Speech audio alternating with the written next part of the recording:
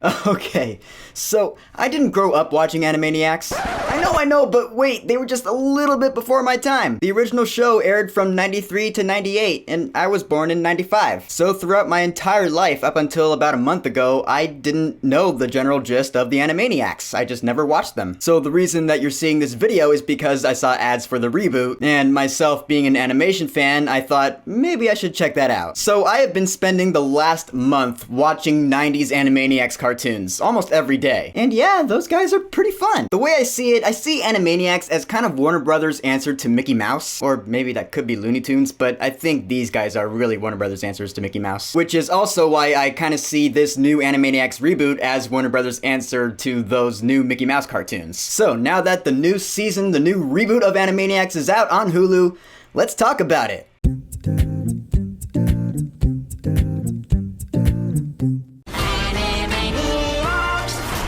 Yeah, I figure it's best to just let them sing it out. I have a red spot right here because I took my hat off. Hopefully that'll go away. So yes, after 22 long years, the Animaniacs are back. The Warner Brothers and the Warner sister, Yakko, Wakko, and Dot. Still zany after all these years. This time in high definition 1080p. Yeah, I will say that animation, even though it's no longer hand-drawn, it looks pretty good. And they're still causing mayhem in the lives of everyone they meet. And we also have Pinky and the Brain, they're back too. And they're still trying to take over the world. And so here we go, 13 brand new episodes of Animaniacs. And I've always loved that premise of the Warner siblings, which they actually don't explain in this reboot, so you're gonna have to watch the original if you want to know like where these Warner sibling characters came from. Yeah, they didn't bring back that newsreel of the stars bit from the original. That's where they explain the origin. Apparently these characters were created back in the 1930s, but they were just too crazy, so they were locked away in the Warner Brothers water tower, along with their films, which made absolutely no sense. And they were locked in there for a long time until the 90s when they escaped. That was the premise of the original show, where they ran around and caused havoc for 5 years, and now they're back in 2020. But I love that water tower bit, because the Warner Brothers water tower and the Warner Brothers studio movie lot is a real place. I've been there many times. It's an awesome place. The studio tours there are the best. But I mean, how much more meta can you get? These 3 cartoon characters live in a water tower that is a real water tower that is the landmark of a real place in the world. I just love that. That is genius. Now, I was watching the first couple episodes of this reboot, and you know, they do the thing where they comment on things that are going on in the world, you know, current events and all that. And I was thinking that might piss some hardcore fans off, because hardcore fans remember Animaniacs being about the 90s. And so this reboot bringing the Animaniacs to a new generation, I imagine some people are gonna be like, oh no, they made it too modern and it's just not what Animaniacs used to be. And hardcore fans are hardcore fans, and I get that, but I mean, it's kind of blind. Because in my eyes, that's what Animaniacs always was. It was satirical commentary on current events. I mean, when it originally came out in the 90s, it was current then. So in this reboot that is in 2020, but was written in 2018, it's still keeping up with the spirit of what Animaniacs is. It's just still current events. Now current is 2018 or 2020. And sometimes this satirical commentary is not entirely for kids. In fact, that's why this show has such a huge fan base of people around my age, because a lot of the humor in the show is adult humor. Stuff that younger kids won't quite get. Daddy, what did he mean by that? I'll tell you when you're a little bit older, son. I mean, the political commentary in this new reboot alone. Just in the first couple episodes, they make so many digs at Trump. More digs at Trump than I've seen any movie or TV show do in the past 4 years. And they're unapologetic about it too. They're like, yeah, Trump's an idiot, and that's what our opinion is. But I mean, it doesn't even stop there. There's one point where they bring in a Rachel Maddow character, and I was like, oh my god, they're actually doing Rachel Maddow. For those of you who don't know who that is, she's a political journalist. My mom watches her all the time. So it was just hilarious to see a Rachel Maddow style character in the show. I didn't see it coming, and it made me laugh. But of course, Animaniacs is not just about the political commentary. They also have jokes about the entertainment industry. They have a dragon named Benedict who wants to be an actor. And as soon as he started talking, I was like, okay, I know what they're digging at here. It was hilarious. There's a rap battle where Yakko Warner goes up against this Jason Derulo style character. That was pretty entertaining. They do an It parody. Now that was pretty funny. Now, for those of you hardcore Animaniacs fans who are scared that they might not bring everything from the original show back, and that it won't feel like Animaniacs felt back in the 90s, I will say, yeah, they don't bring everything back. Like, there are no Slappy Squirrel cartoons. There's no Hello Nurse character, which I get why she's not in this reboot, because that character was just all about the sexualization back in the 90s. You know, hello nurse. These days in 2020, I guess that wouldn't be appropriate, so I'm okay with it. But a couple of things from the original show I wanted to see back in this reboot, and they weren't. Like the Wheel of Morality, I loved that bit from the original. It was always fun. It was funny. No Wheel of Morality in this reboot.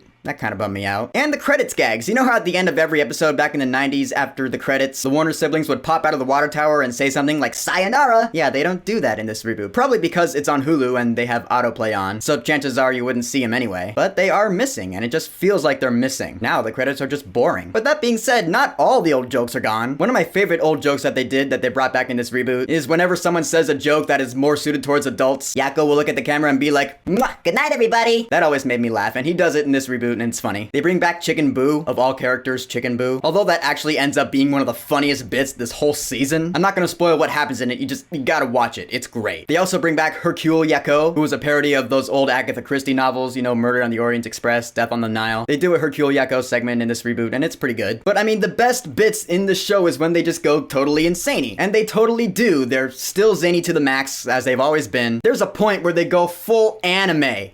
Niacs. I had to. But it is great because the animation style in that segment is like, it looks just like an anime. But it's like a parody of an anime with the Warner siblings. It's hilarious. So the Animaniacs did not lose their sense of humor. Their sense of satire is still intact. The Pinky and the Brain segments are fun, but the thing about Pinky and the Brain is that those segments never grabbed me as much as the Warner siblings did. I don't know why. I mean, they're entertaining, and some of the bits are better than others. But for me, whenever Pinky and the Brain comes on, I'm like, why can't we just have the Warner siblings? They're more fun. I think it's because the Warner siblings segments have more variety to them, you know? They can do more stuff, they can have different plots. Whereas Pinky and the Brain is always trying to take over the world, and he comes up with a new plan to take over the world, and Pinky messes it up. Narf. It's just the same thing every time, you know? And they're long. The Pinky and the Brain segments take up a good chunk of the episodes. I mean, sometimes they even feel longer than the Warner siblings segments. Although I will say, the new animation during the theme is really cool looking. And the theme itself is, of course, really catchy. The music in Animaniacs is just all around super catchy. In fact, this has become the third show where I don't skip the theme. So now it's Game of Thrones, Stranger Things, and Animaniacs. I never skip the theme in any of those shows. In fact, I sing along with this one. I have the theme song on my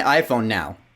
Yeah, along with Yakko's World, which I spent the past couple weeks memorizing. India, Pakistan, Burma, Afghanistan, Thailand, Nepal, and Bhutan. Although I will say what's really impressive is that the score for this reboot was actually recorded during the pandemic. The instruments were all recorded separately. I just think that's really cool and really impressive. So in the end, the Animaniacs are back, and they are here to stay for at least one more season. They're still zany to the max. Some hardcore fans might feel a little disappointed because of some things they just don't have in this reboot from the original. But aside from those super diehard fans, the rest of us can feel free to love this revival. I'll watch these episodes again. I love Yakko, Wacko, and Dot, although I will say the voice actors that have all come back from the original show, Rob Paulson, Jess Harnell, Tress MacNeille, and Maurice LaMarche, they're all back in this reboot, but you can't deny that they do sound older now. I mean, they do still sound like themselves, obviously, but there are a lot of points throughout this reboot where I was like, yeah, they sound older. They don't have the same kind of energy that they did back in the 90s. They still have energy, it's just, it sounds different. It's just undeniable for me. But I thought this reboot was a blast. The songs are a lot of fun. The animation is crisp and fresh. It does certainly feel like Animaniacs. And that's just not a bad thing to me, because the world could always use something to laugh at, especially during these times. And Animaniacs has certainly given me that. So the new Animaniacs reboot on Hulu. Have you watched it yet? What do you think about it? Are you a hardcore Animaniacs fan? Did you grow up with them? What do you think of this reboot compared to the original? What do you think of Pinky and the Brain? And what do you think they might do in the next season? Whatever you think, go ahead and leave a comment. And don't forget to subscribe. Narf!